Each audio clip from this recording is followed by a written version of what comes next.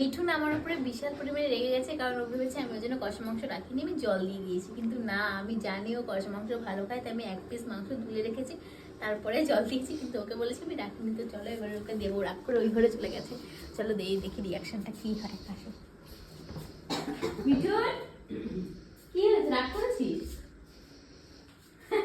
রাগ করে কেন চলে এসেছিস? এদিকে আয়, ভিডিও করে দেখো না কি আছে। এদিকে আয়, একটা জিনিস আছে, আয় তাড়াতাড়ি আয়। হাসির উপর নিতে পারবো না, তাড়াতাড়ি আয়, তাড়াতাড়ি আয়। আমার জন্য কত বন্ধু আগে আমি দেখেছি তো, আমি জানি তুই ভালো খাস কষা মাংস।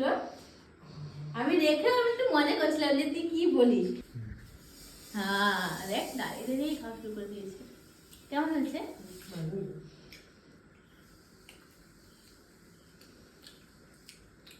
ভালো হয়েছে কি? আমার বেশ একটা অন্যরকম লাগছে, ঝাল ঝাল ফ্লেভার, টেস্টি লাগছে বল।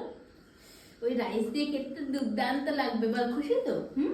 আমি তোর জন্য না রেখে কখনো জল দিতে পারি, তুমি জানি যে তুই কষা মাংস ভালো খাস। রাগ করে চলে এসছে। পিয়াও ভালো খায়।